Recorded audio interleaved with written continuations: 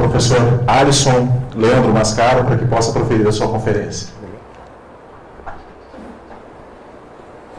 Boa noite a todos e a todas. Eu quero cumprimentar a todos os companheiros e companheiras aqui presentes nesta noite, saudando também aos que estão nos acompanhando pelos meios eletrônicos, pela internet. Quero cumprimentar esta mesa ao professor Matheus, uma grande alegria vê-lo aqui nesta ocasião, e ao nosso velho companheiro Raimundo Pereira, um homem das luzes e das lutas que nos dão um momento, nos dão uma história e nos dão um sentido para o nosso futuro. Meus prezados, eu quero, nesta reflexão, lembrar a causa, a origem do próprio Poder Judiciário na história. Quando alguns refletem sobre Poder Judiciário, sempre hão de lembrar que o Poder Judiciário é um dos 3 poderes do Estado moderno e contemporâneo. Então alguém vai dizer que houve um certo momento na história no qual o poder do Estado foi postulado que fosse dividido em 3.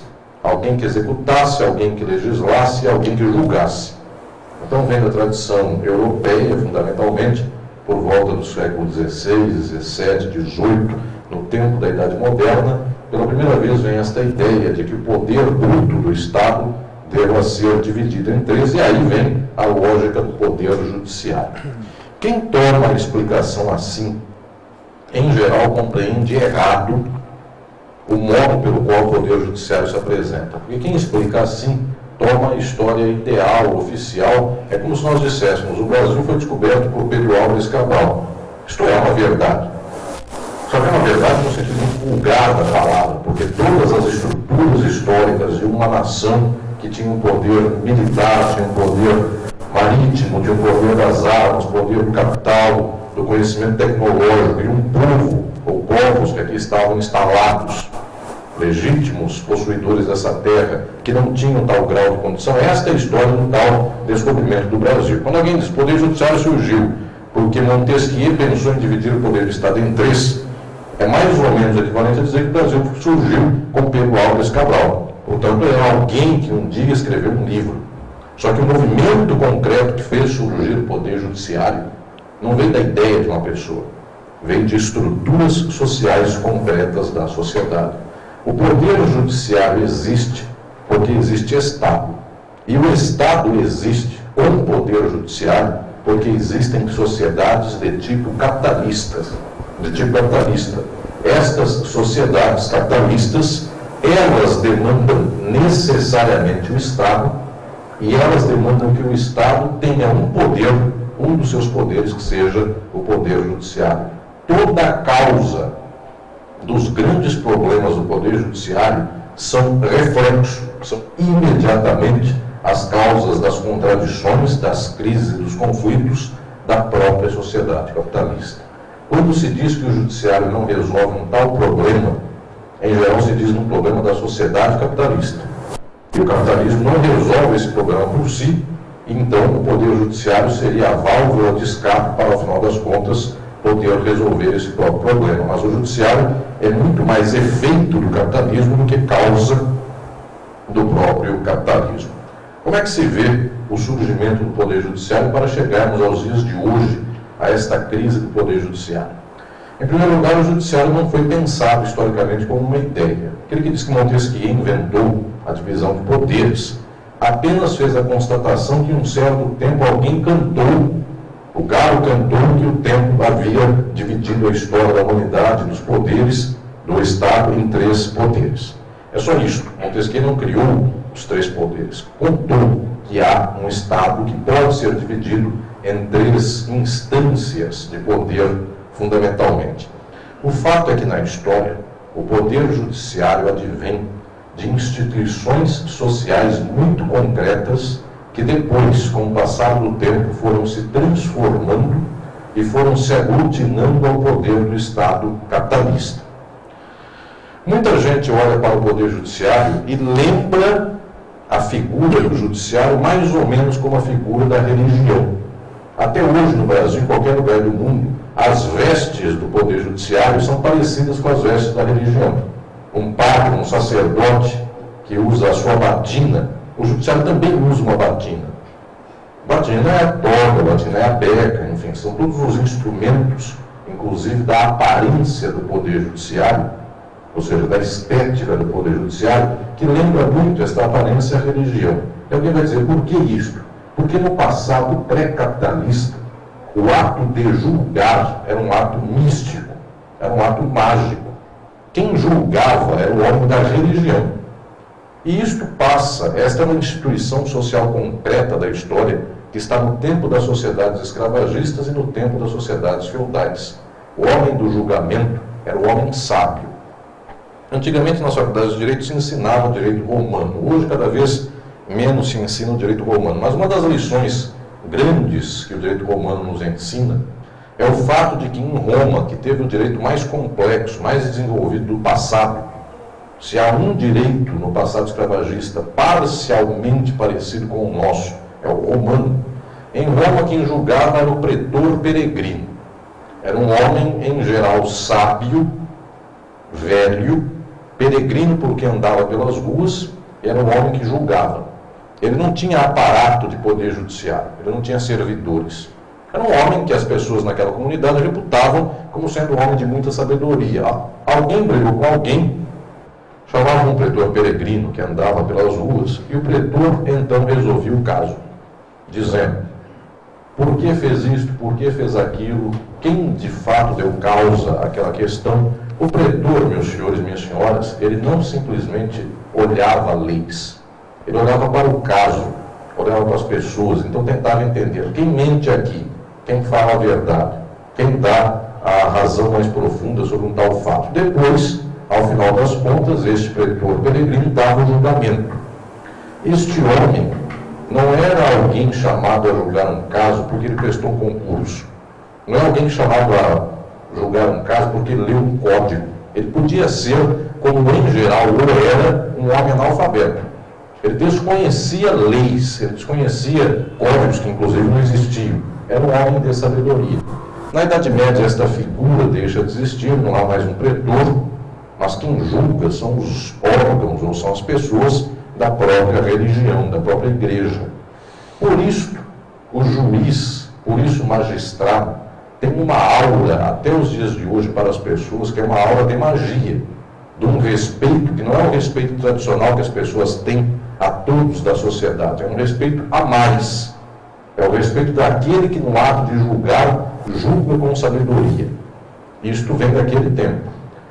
Quando se conversa com uma pessoa religiosa, no sentido nosso aqui, cristão brasileiro, se pergunta a ela, na Bíblia, quem foi o juiz mais justo que existiu? As pessoas dizem, foi o rei Salomão. O rei Salomão foi o magistrado mais justo do passado. Duas mulheres brigavam com uma criança só, dizendo, é minha filha, eu sou mãe dessa criança. Muito bem, as duas se arrogavam mãe da criança. O rei Salomão mandou dividir a criança no meio e dar metade para cada uma. Uma disse, muito bem, nesse caso dê para outra. Esta teve mais compaixão, essa era a mãe de verdade. As pessoas dizem que Salomão foi um juiz sábio, um juiz justo, porque foi um homem que inventou uma fórmula, naquele caso, para descobrir quem mentia. As duas se diziam mãe, mas quem era a mãe de verdade? Aqui a mãe, a que foi mãe de verdade, tinha mais compaixão da criança do que outra. Esta forma de ser juiz é totalmente diferente da forma moderna. Se eu pergunto aos meus alunos da universidade, como faz alguém para descobrir qual das duas é mãe, a pessoa pega um livro e diz lá, segundo o Código de Processo Civil, manda as partes declararem, faz um exame de DNA, e é possível que o juiz nunca tenha olhado para a cara das duas que pleiteiam a criança, nem as duas, nem a criança. Um papel vem, ele despacha, o papel volta. Ponto. Este é o juiz moderno, alguém que nem olhou para o caso, nem ficou sabendo do caso. Muito bem. O que nós temos nessa situação? Nós temos um passado no qual a figura do que julga é mágica, é mística, envolvida muitas vezes neste respeito, que é um respeito religioso, mas em uma certa hora a função do poder judiciário mudou. Não havia poder judiciário, havia pessoas que julgavam, mas num certo momento passa a haver poder judiciário, é como Estado. E isso passa a existir em função da sociedade capitalista. Certas instituições da sociedade, certas necessidades sociais necessariamente passam, inexoravelmente passam, pelo poder judiciário, pelo poder que possa julgar, confirmando essas mesmas instituições. O capitalismo tem propriedade privada. Aquilo que é de alguém é só dele e não é de mais ninguém. E o capitalismo procede de um modo muito peculiar. Se alguém tem uma fazenda numa certa região, nessa fazenda existem todos os alimentos possíveis daquela região, e há lá uma multidão de pessoas passando fome. Se essa multidão invade a fazenda de alguém, toma a comida desse alguém, que tem uma boca só, mas tem lá milhares de pratos de comida, e se milhares invadem para pegar o prato de comida, nós vamos dizer, isso é um atentado contra a propriedade privada. Injustiça. A injustiça não é que alguém tenha e o resto não tenha. A injustiça é que aqueles que não tenham, tomem de quem tem. Para isso, uma pessoa estudou 5 anos na faculdade de Direito, para tirar aquele que não tinha e pegou a comida daquele que tinha, para tirá-lo de lá e levá-lo para a cadeia. Então é preciso o poder judiciário. Porque o poder judiciário atua para concretizar aquilo que no senso comum não é nada natural. E o nada natural é que as pessoas, algumas tenham e a maioria não tenha. Portanto, como é que se faz para tirar o que não tem do local daquele que tem?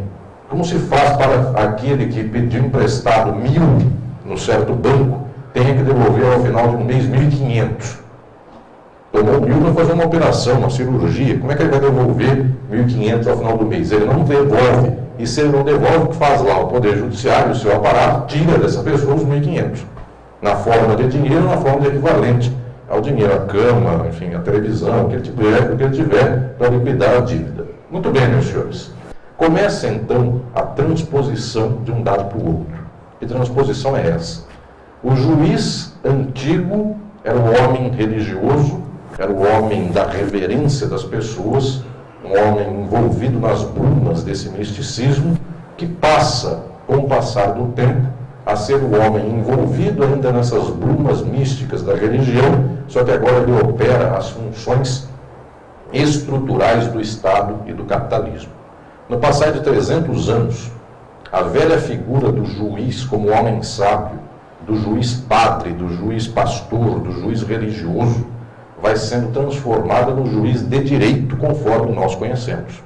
A roupa vai mudando um pouco apenas, o sagrado continua quase igual, mas, no entanto, as funções, a razão de ser muda. Não é mais para legitimar a velha sociedade feudal escravagista, agora é para legitimar a sociedade capitalista. Durante muito tempo, o juiz fez muito bem essa função.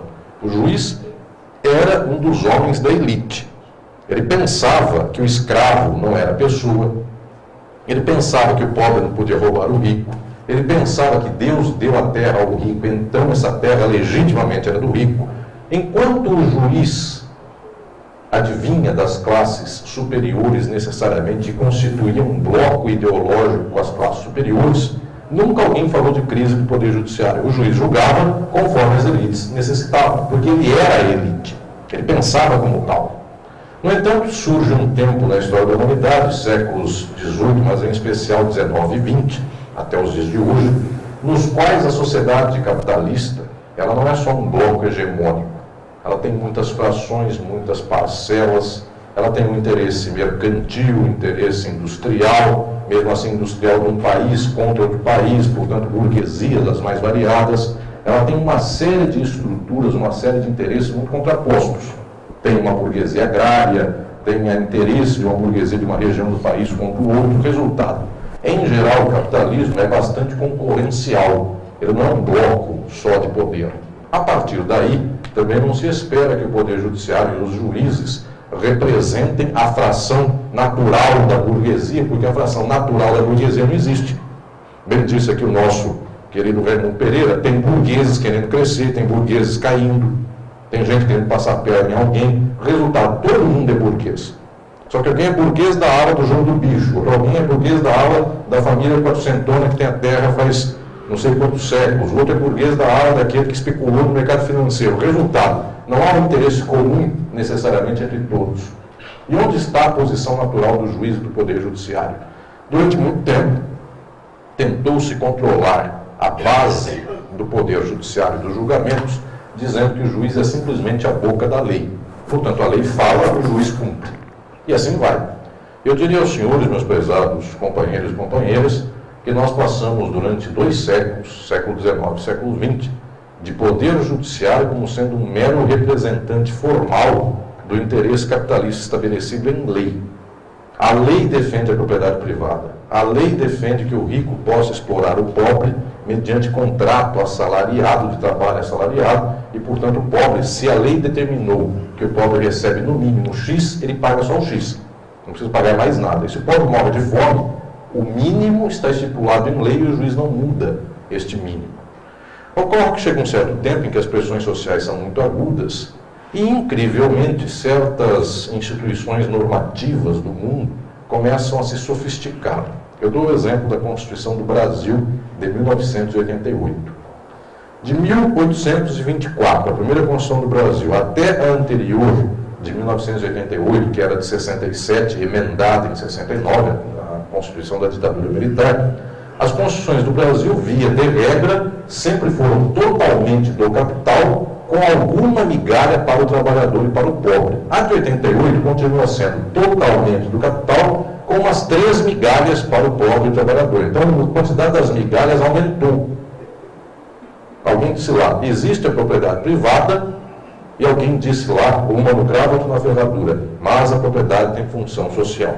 Portanto, manteve o Instituto Burguês e fez um adendo, fez um rodeio, um volteio para garantir algum interesse que fosse função social da propriedade.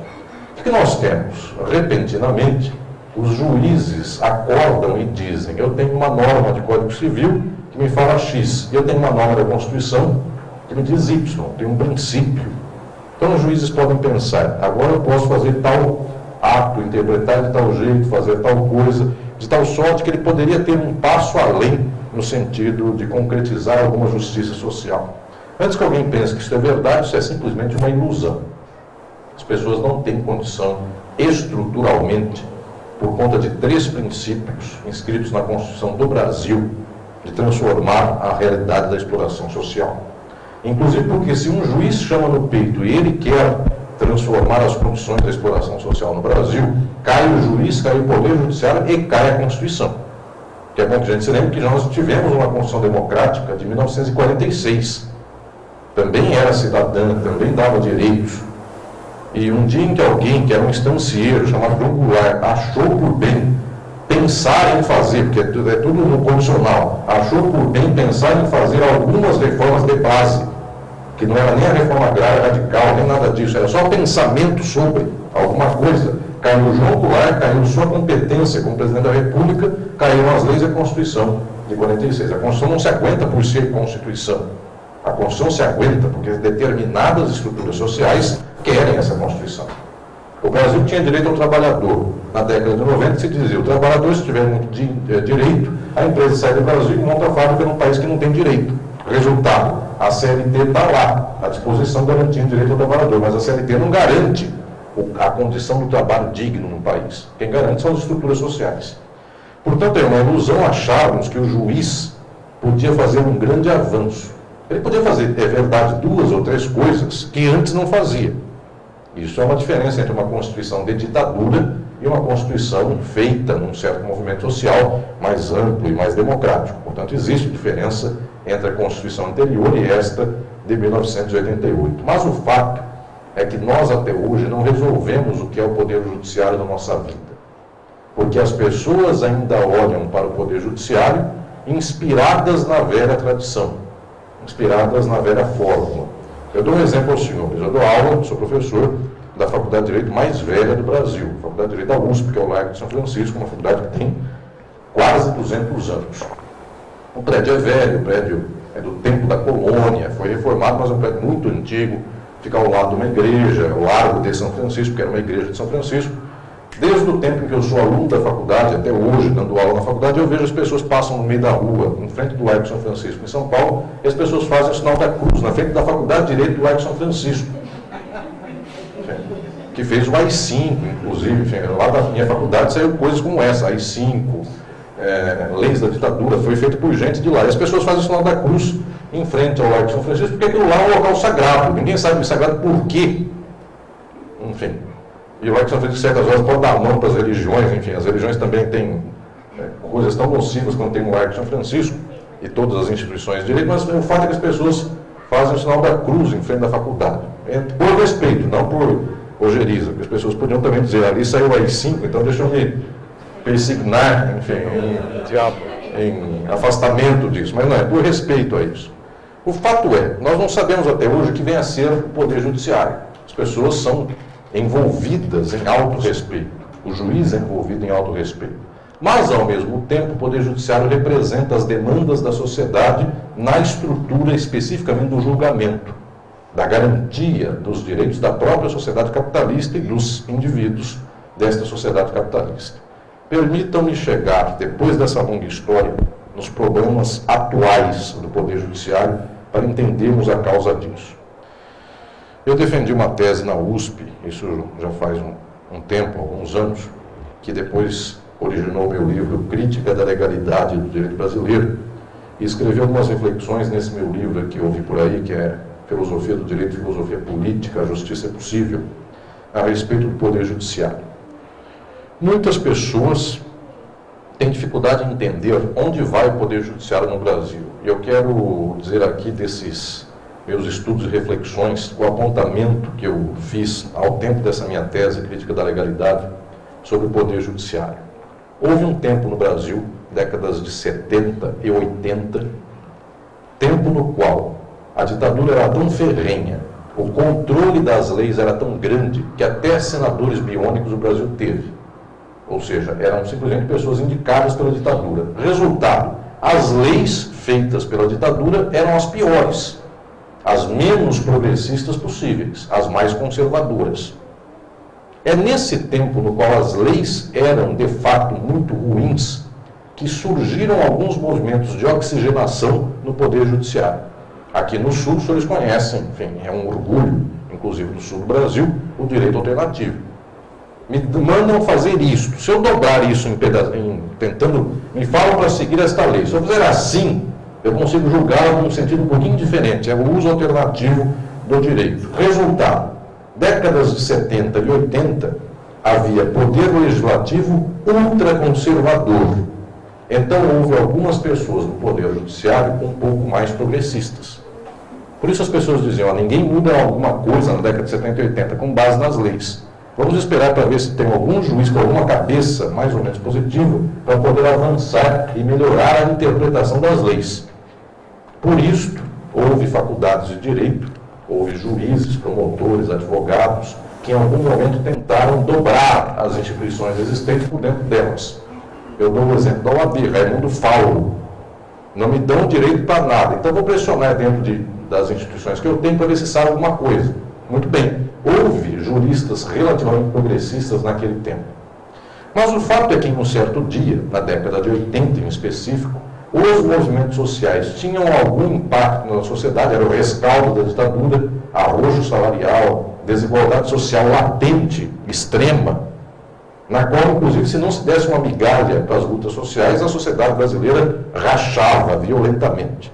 O que nós temos? Ações coletivas, ganhos sociais previstos em normas e a Constituição de 1988. Neste momento, quando nós temos uma lei e uma norma hierarquicamente superior que é a Constituição, relativamente progressistas, quando nós temos um arcabouço jurídico um pouco menos conservador, neste momento começa a tragédia. É a tese que eu exponho nesses meus livros. A década de 70 e 80 tinha um poder legislativo ultraconservador. Encontrou, então, 2 ou 3 no Poder Judiciário mais progressistas. No dia em que o Brasil conseguiu algumas leis e normas mais progressistas, década de 80, Constituição de 88, Estatuto da Criança e Adolescente no final da década de 80 para 90, Código de Defesa do Consumidor, todas as leis que tentaram ampliar um pouco o escopo do direito coletivo, neste momento, com juízes mais progressistas e leis mais progressistas, nós poderemos dar um avanço um pouco maior. E houve alguns avanços um pouco maiores. O Poder Judiciário começou a tratar de umas 2 ou 3 questões do modo um pouco mais avançado e crítico. Meus senhores, permitam-me dizer, neste momento vem a reação. E pouca gente se apercebeu disso. Nós mudamos o jeito de ver o direito na década de 90. Quem trabalhou com direito na década de 80, 70, 80, via instituições conservadoras e tentava sair desta camisa de força. A lei só me dá isso, mas se eu torcer eu consigo isso e aquilo. Esta era a forma de tentar sair disso. Na década de 90, as leis têm algum progressismo. No entanto, agora vem a grande questão. Como é que foram feitas as reformas neoliberais no Brasil? Algumas delas tirando os avanços da lei. Só que muitas delas, se nós tirássemos o avanço das leis, o custo político para os políticos neoliberais seria muito grande. Na década de 90, reformaram alguns institutos da Constituição. Mudou-se a Constituição. Mas se mudássemos tudo da Constituição, o custo político para os políticos neoliberais seria extremo. Onde estava o melhor controle para não darmos na prática aquilo que as leis previam em termos de um pouco mais de justiça social, um pouco mais de acesso cidadão às instituições e às garantias e à própria política?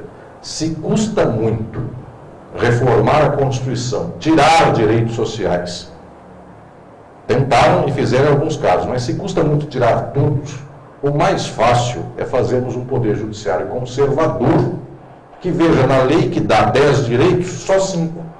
Porque aí ninguém está tirando no Poder Executivo Federal e no Poder Legislativo Federal as garantias da CLT, as garantias da Constituição. Ela na prática, ela no dia a dia, onde ninguém vê que as coisas vão deixando então de ser ganhas. Resultado, de lá até hoje, meus senhores, o movimento é crescente.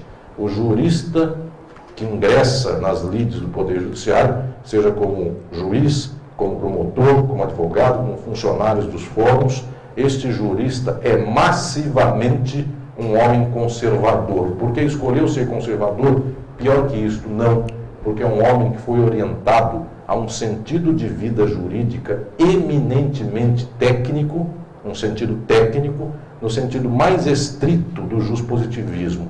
Ele é simplesmente um funcionário das instituições existentes. Só. Quanto de passo ele dá de avanço nisso? Nenhum.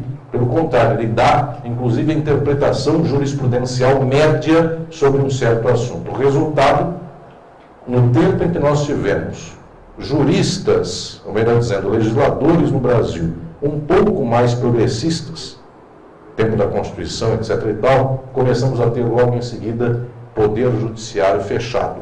Eu dou um exemplo, inclusive, nesses meus livros, que é a súmula vinculante. Antes que alguém pense, cada qual, em refletir de um jeito e dar uma sentença de um jeito, eu já dou a camisa de força, vem por cima. Porque observemos nós, ao poder instituído no Brasil, do Estado brasileiro na década de 90, era difícil controlar centenas ou milhares de juízes. Como é que eu vou fazer com que cada um seja conservador? Não tem um jeito.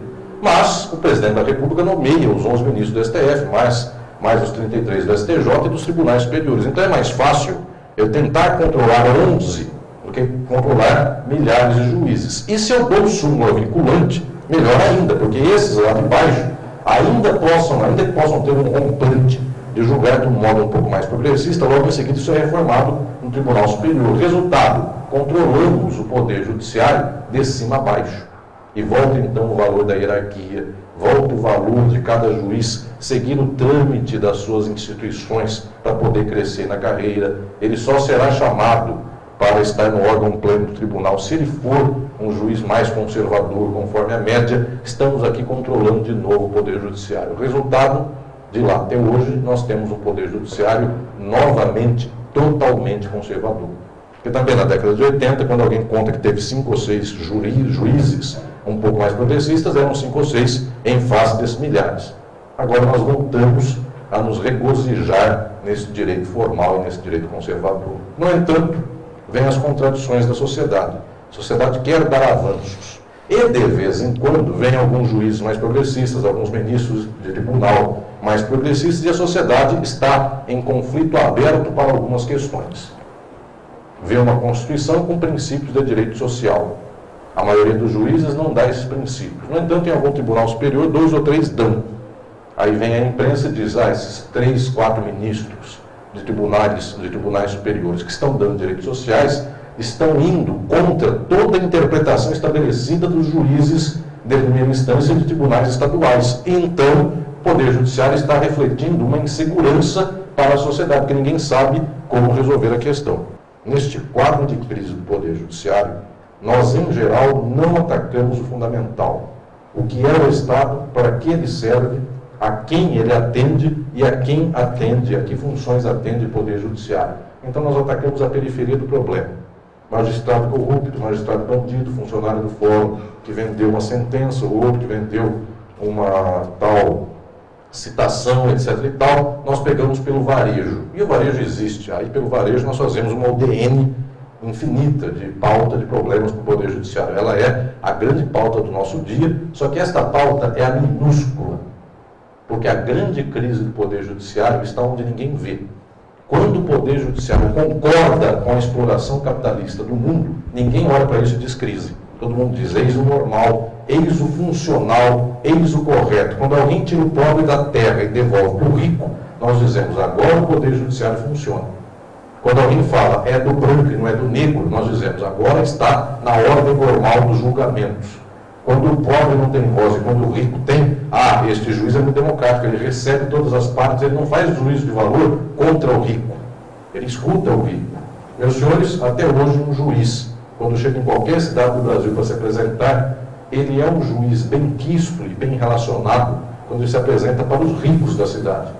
O clube mais importante da cidade, os grandes empresários da cidade, as elites da cidade. Se um juiz é amigo de 5 ou 6 ricos, nós dizemos, esse é um juiz correto, é um juiz tradicional, é um juiz muito apto. Se ele bebe e pinga no bar com o povo, esse é o pior juiz que pode haver numa cidade. Ele não se comporta conforme a moral e a decência, ele toma pinga com os pobres. Resultado, meus senhores, o rico pode ser dono de jogo de bicho, pode ser especulador, etc. e tal, pode ser, e em geral é, aquele que sangra o trabalho dos outros. Então, quem anda com esses é o homem íntegro, que está corretamente vivido conforme o que se espera do Poder Judiciário. Quem toma pinga com o pobre, que pelo contrário só é explorado, nunca explorou ninguém, este é o homem que anda mal. Portanto, a nossa pauta de pergunta é, o Poder Judiciário está na berlinda por quê? Em geral, ele está na berlinda quando ele não atende ao interesse da reprodução social capitalista, visto pelo ângulo das elites, visto pelo ângulo do capital, quando não dá ao capital o que quer. O vampiro está sugando aqui a jugular do povo.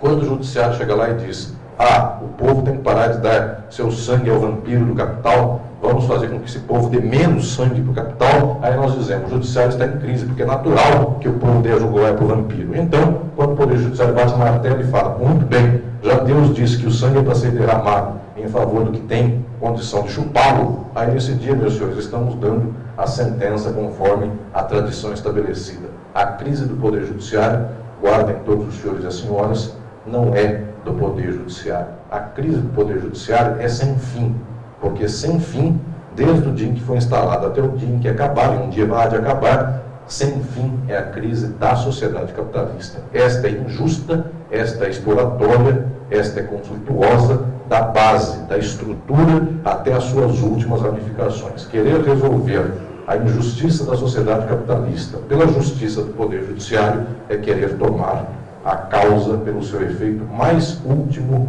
mais desimportante de todo o quadro. Muito obrigado.